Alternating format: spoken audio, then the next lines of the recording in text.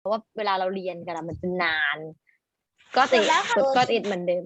จ้าลูกสาวลูกชายจ้าวันนี้เราจะไปกันต่อนะจ๊ะด้วยเรื่องของฟาร์มแอนิมอลที่ยังเหลืออีกเยอะแยะเลยห่านภาษาอังกฤษว่าฮะ ว่า ห่านภาษาอังกฤษว่า ว่า เอาแล้วครูอยากให้เห็นสีหน้าของป .5 ป .5 พอครูถามว่าห่านภาษาอังกฤษว่าอะไรป .5 หน้าอย่างเงี้ยแบบช็อกครูฟ้าถามอะไรวะครูฟ้าบ้าเปล่าเนี่ยอยู่ดีๆมาถามอ่ะเฮ้ยครูฟ้าบ้าเปล่าวะเอาใหม่คิดซะว่าเรื่องเมื่อกี้ไม่เคยเกิดขึ้นนะ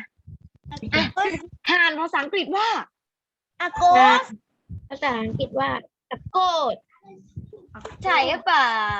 ใช่หรือเปล่าเกือบถูกแต่ยังไม่ถูกเกือบถูกแต่ยังไม่ถูก ห่าน เกือบถูกแต่ยังไม่ถูก อาโกส ห่านนะ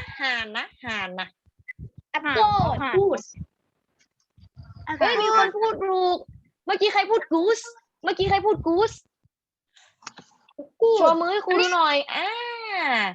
goose เฉยๆนะ goose เฉยๆนะ goose เฉยๆคือห่านลูกเป็นคำตอบที่ถูกต้อง เพราะว่าคำว่าห่านคืออะไรgoose ถ้าเกิดว่า goat จะเป็นอะไรลูก goat เป็นแพะเป็นแพะนะแม่นาgoat เป็นแพะนะแม่นาเป็ดอะไรนะเป็ดอัดดักแม่ไก่เฮนลูกจิ๊บอาชิเก่งมากค่ะไก่งวงค่ะเธออะไรนะ turkey ถูกต้องค่ะ turkey ต่อไปไก่ตัวผู้ rooster rooster โอออกเสียงเป็นสระอูเลอูเซอร์ roost นะคะ rooster ต่อไปแพะค่ะ goat เก่งมากค่ะ ต่อไปค่ะแม่วัวที่ให้นมเรากินค่ะ ข้าว เก่งมากค่ะลูกค้าเก่งมากค่ะม้าค่ะลูกค้า horse เก่งมากค่ะ ต่อไปหมูค่ะ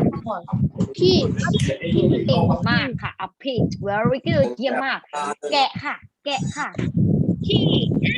sheep เก่งมาก sheep เก่งมากค่ะลูกใครอยู่ตรงพัดลมขยับออกนิดนึงนะคะ เอากดพัดลมออกจากตรงไม้นิดนึงนะลูกนะตอนนี้พายุทอร์นาโดกำลังเข้าที่ป .5 นะคะลูกค้า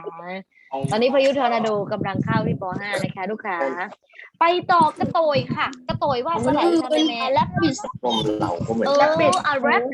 ง่ายมากต่อไปหนูค่ะลูกค้าหนูค่ะเอาแรดลา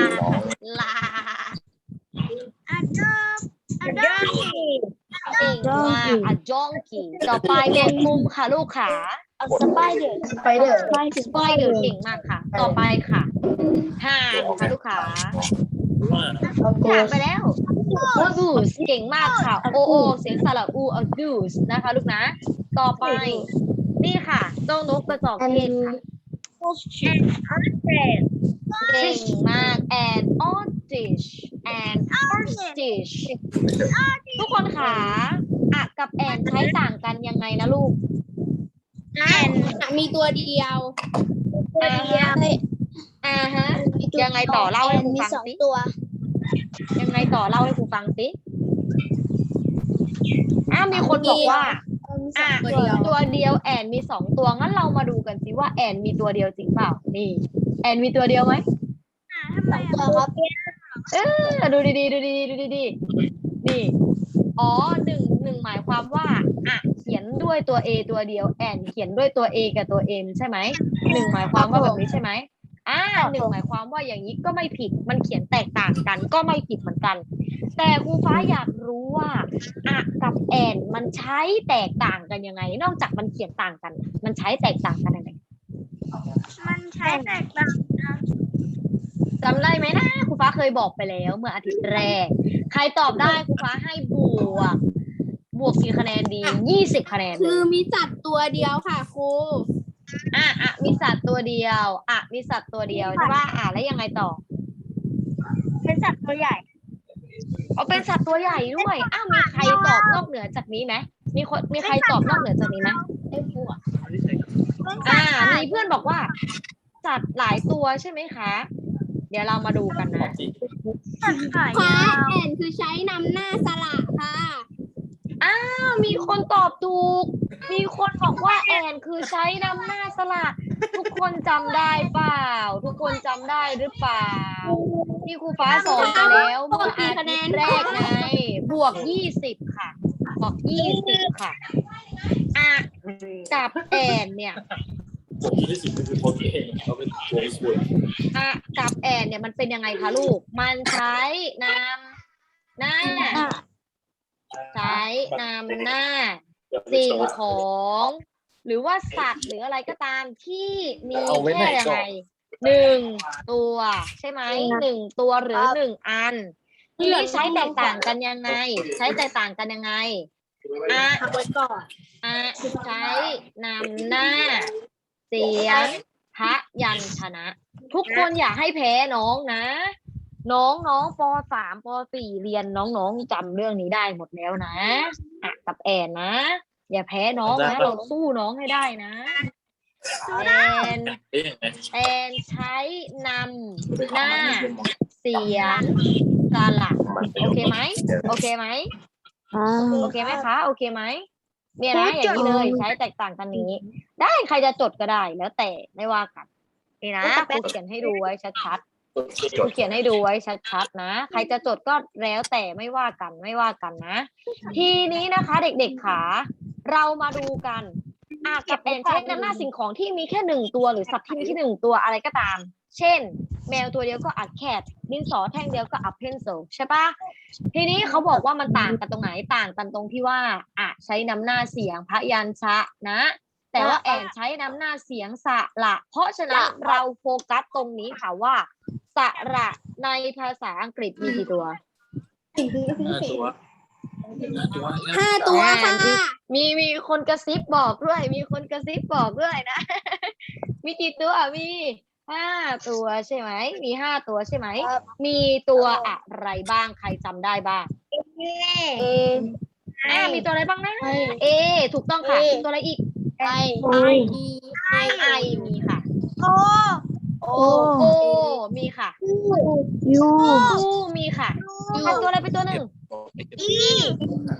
ถูกต้องค่ะตัว e ถูกต้องค่ะ a e i o u เพราะฉะนั้นคำศัพท์คำไหนที่ขึ้นต้นด้วยเสียงสระ a e i o u หนูจะใช้หรือว่าใช้แอนคะแอนค่ะถูกต้องค่ะแค่นี้เลยง่ายๆแค่นี้เลยลูกแต่จะมีบางคำที่เขียนด้วยคำที่เป็นตัวสระแต่ว่าออกเสียงเป็นพยัญชนะเราจะใช้นะคะเช่นคำว่า uniform นะ uniform นะคะuniform ไม่ได้ออกเสียงเป็นสระนะออกเสียงเป็นพยัญชนะเป็นยอยักษ์อันนี้จะไม่ใช้แอนอันนี้จะใช้อันนี้เป็นคำยกเว้นนะคะเป็นคำยกเว้นนะคะมีเช่นอะไรบ้าง uniform university unicorn อย่างเงี้ยนะโอเคนะลูกนะทีนี้ป.5 ช่วยครูฟ้าดูค่ะป.5 ช่วยครูฟ้าดูค่ะดูคำนี้ค่ะหนูจะเติมอะไรให้ครูฟ้าคะหรือแอนค่ะใครตอบยกมือใครตอบยกมือไม่ตามเพื่อนนะมีกิฟมีแพทมีนะมีกิฟมีแพทมีนะมีแก้มนะมีแก้มนะโอเคแล้วก็มีพลอยนะใครตอบแอนยกมือค่ะมีใบหม่อนนะคะมีใบหม่อนนะคะแล้วก็มีมีตูนนะคะคนที่ไม่ตอบนะคะขอให้แอบชอบใครแล้วเขาไม่รักนะคะใครที่ไม่ตอบขอให้แอบชอบใครแล้วไม่รักนะคะไปทุกคนดูค่ะตัว C เป็นสระหรือเป็นพยัญชนะ พยัญชนะ พยัญช ถูก นะ ต้องค่ะ เพราะฉะนั้นเราใช้กับอะไร ใช้กับ ค่ะลูกใครตอบบวก10 แต้มค่ะเรือแต้มใครตอบบวก10 แต้มนะจ๊ะง่ายมากลูก ง่ายมากต่อมาข้อ2ดูนะคะลูกค่ะ ตัวนี้ ox แปลว่าวัวตัวผู้ค่ะ วัวตัวผู้ป .5 จะตอบอะไรให้ครูฟ้าระหว่างหรือแอนใครตอบยกมือค่ะ ครับ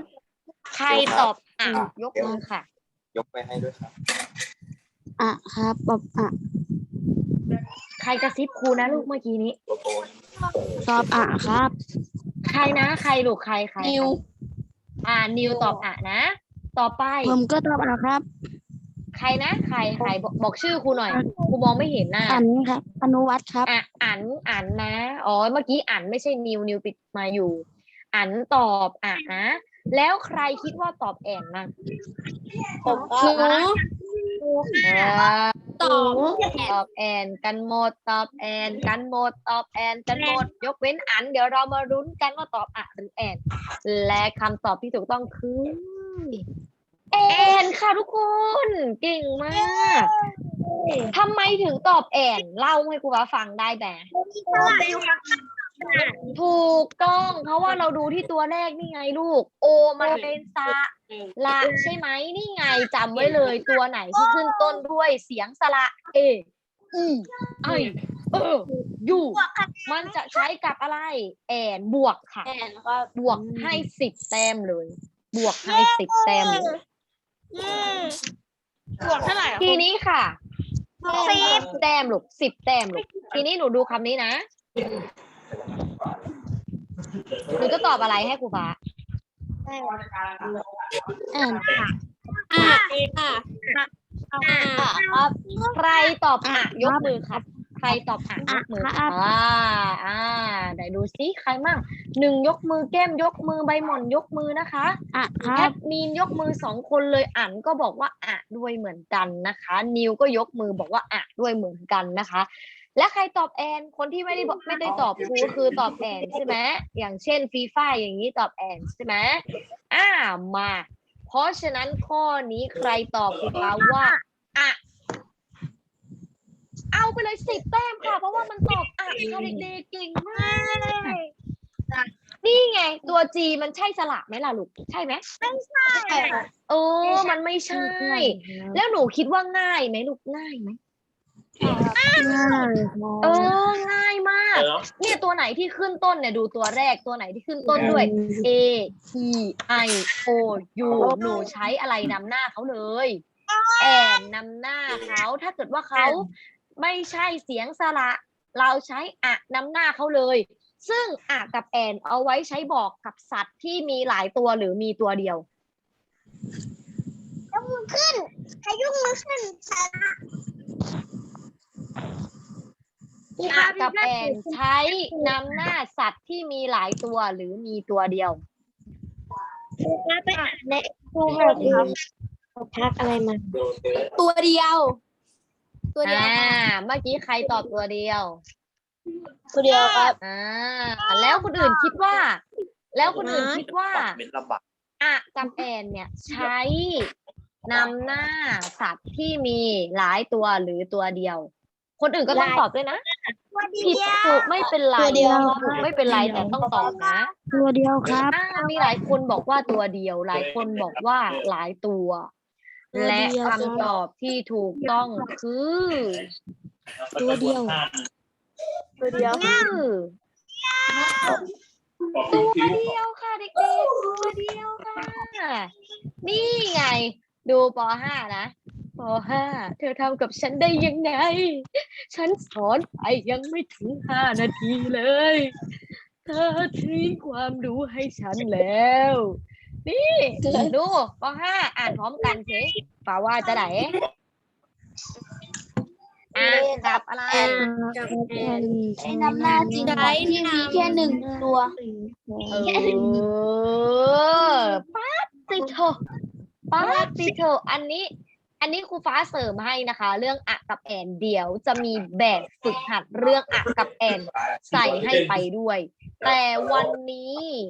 เราจะเรียนนอกเหนือจากอะกับแอนด้วยเพราะว่าป .5 นั้นเลิศแล้ว เป็นปที่เลิศแล้วนะคะ เป็นปที่เลิศแล้ว เดี๋ยวเราจะมาดูกันว่าวันนี้เราจะเรียนเรื่องอะไรคำศัพท์เราเรียนไปหรือยังจ้าแม่พูดสิ เรียนแล้วครับ เลิศคำศัพท์มีกี่คำนะ how many words how many words 16 โอ้16ภาษาอังกฤษว่าอะไรนะ16ภาษาอังกฤษว่าอะไรนะนับเร็วนับเร็ว16เก่งมากค่ะเก่งมากใครตอบ16บวก1ค่ะใครตอบ16บวก1ค่ะคำศัพท์เราเรียนไปแล้วนะทีนี้วันนี้เราจะมาดูเนื้อหาตรงนี้ต่อนะอันนี้สมมุติว่าเป็นครูฟ้านะสมมุติว่าเป็นครูฟ้าตอนอายุ40นะลูกนะครูฟ้าจะทำผมทรงนี้เลยนะไปต่อชาแบบนี่วันนี้สิ่งที่เราจะเรียนรู้คือเรื่องนี้ค่ะ This is the reason for today is a singular and plural noun เด็กๆรู้ไหมว่าเรื่องศัพท์ที่เราเรียนกันอยู่เป็นคำนามเพราะคำนามคือคำที่ใช้เรียกชื่อแทนคนสัตว์สิ่งของสถานที่ถูกปะอ่ะเด็กๆดูคำนี้นะเด็กๆดูคำนี้นะอย่าเพิ่งงงนะอย่าเพิ่งงงนะลูกนะเด็กๆดูคำนี้นะคำนี้คือ singular ก็คือคำนามที่มีอันเดียวตัวเดียวแต่ถ้า plural เนี่ยตัวถัดมาตรงเนี้ยคือมีหลายตัวอันนี้ทุกคนตั้งสตินะทุกคนต้องตั้งสติกับเรื่องนี้นะมันจะยากนิดนึงเวลาก็จะหมดแล้วป้าติโถเหลืออีก10 นาทีนะ มีหลายตัว เดี๋ยวครูจะกดเข้าไปดูอีกนะ ทีนี้นะคะ เรามาดูกันนะ วันนี้เราจะดูที่เรื่องนี้นะคะ singular กับ plural นะคะ เราจะคลิกเข้าไปเลยคลิกแล้วไม่ไปให้ครูฟ้าคลิกอีกหนึ่งที่คลิกอีกหนึ่งที่มาแล้วในที่สุดก็มาแล้วเราจะคลิกเข้าไปดูกันอย่าไปยุ่งกับลูกอย่า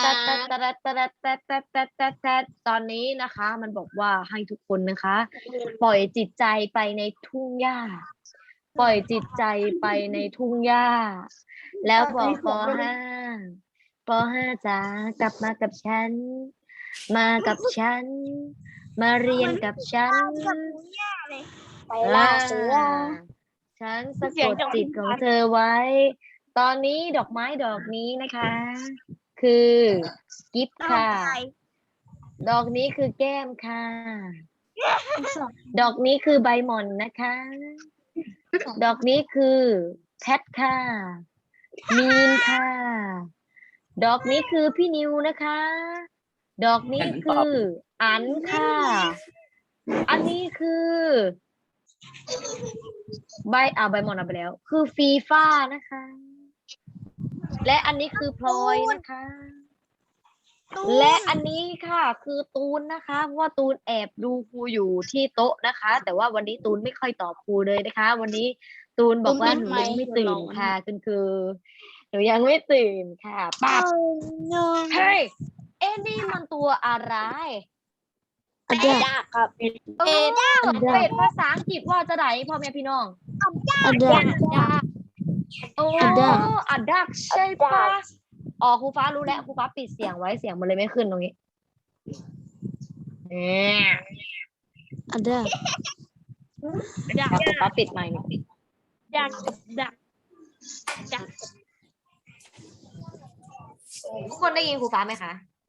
ได้ยินครับ โอเคครูฟ้าเปลี่ยนแล้วมาใช้ไมค์ในคอมแทนเพราะว่าเดี๋ยวเด็กๆจะไม่ได้ยินเสียง ชัดแจ๋วเลยครู ชัดไหมชัดแจ๋วเลยครับโอเคจัดไปน้อนจัดไปน้อนดูนะ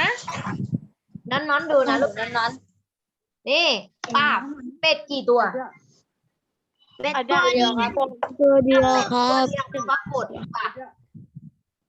ออกเสียงตาม ดับ อัดดักใช่ป่ะอัดดักใช่ไหม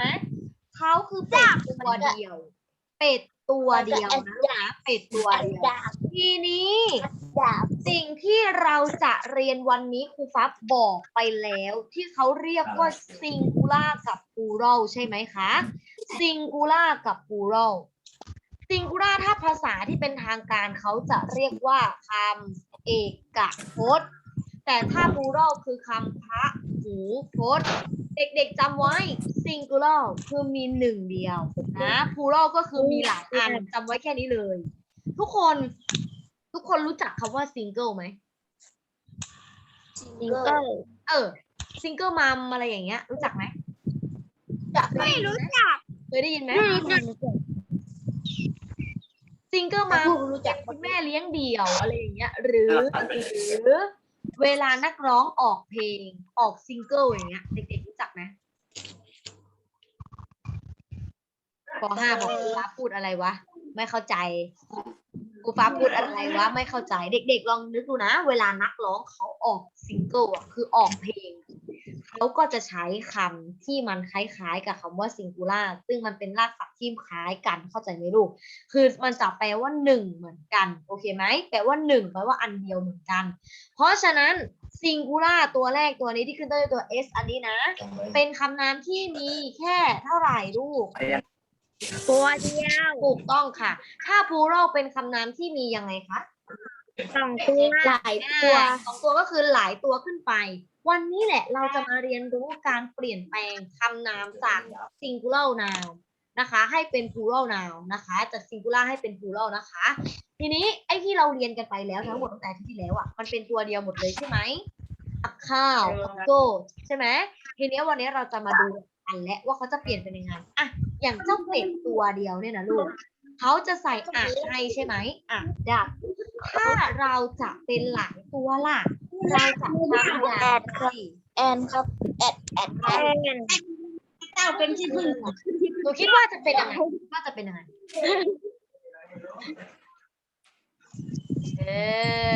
ทายมาสิลองทายมาสิลองทายมาสิว่า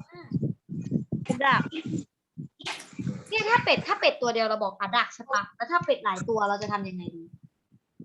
ดัก โอ้เราจะตัดคำว่าอะออกเลยใช่ไหมเดี๋ยวเรามาดูกัน แอน บางคนบอกว่าใส่แอนให้เขาใส่แอนให้เขาไม่ได้แล้วนะ เพราะอะกับแอนใช้นำหน้าของที่มีแค่อันเดียวลูก อย่าลืมอะกับแอนใช้นำหน้าของที่มีอันเดียว แต่ว่าตอนนี้เราใช้แอนได้ เติมเอส เฮ้ย ดัก เดี๋ยวเรามาดูกันเผื่อมีคนถูก เป็นลงท้าย ยิบถูกยิบบวก20ยิบบวก20ยิบบวก20เป็นเรื่องที่เราเคยผ่านกันมาหมดแล้วครูฟ้าบอกแล้วว่าถ้าเกิดมันเติมแสดงว่ามันมีเป็นยังไงหลายเอสน้ำหลัง แสดงว่ามันมีหลายตัวแสดงว่ามันมีหลายตัวนี่เลย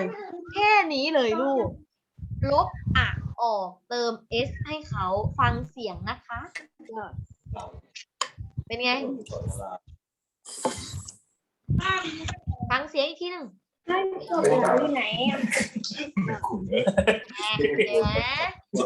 เสียงเป็ดได้ยินเสียงคำศัพท์ที่คุย ไม่ได้ยิน โอเคเดี๋ยวครูพูดให้ฟังเองเลยเป็ดนะคะตัวเดียวเรียกว่าอันดับพอเติม s ไปเริ่มตัว s มีเสียงใช่ไหมเราพูดเลยดักเก่งมากไปต่อคำต่อไปค่ะตัวอะไรลูก เขต ไก่ใช่ไหมเก่งมากทีนี้เราจะมาดูกันว่า ลูกเจี๊ยบหลายตัวหนูจะทำยังไงให้เขาทายมาชิปเอสลงท้าย มีแพทบอกว่าเติม s ลงท้ายก็บอกว่าเติม s ลงท้ายเรามาลุ้นกันว่าจริงหรือไม่จริงใครตอบมาเมื่อกี้บวก10เลยบวก10 บวก10เลย เราไม่ได้ตอบ ไปต่อนะ ไปต่อนะ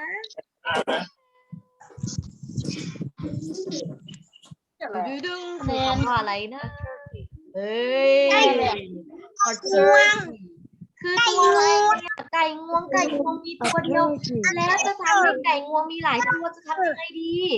เติม S ถูกต้องค่ะ เติม S ข้างหลังเก่งมากบวก10ค่ะ บวก10ค่ะ turkey นะคะ turkey นะง่ายไหมลูก มีหลายตัวเติม S ให้มันเลย มีหลายตัวเติม S ให้มันเลยลูก ไปต่อไปนะได้แมวด้วยว้าวอะไรอ่ะ ตัวอะไรอ่ะ เล่นเหรอ ไก่ตัวผู้ใช่ปะเขาอ่านว่าอะไรนะเขาอ่านว่าอะไรนะ ลูก rooster ใช่ไหม rooster นะ ถ้าจะทำให้มีหลายตัวหนูจะทำยังไง พูดคำ เออเอสเก่งมาก อ่านก็ต่อโอ้โหสุดยอดไปเลยอ่ะมาดูซิ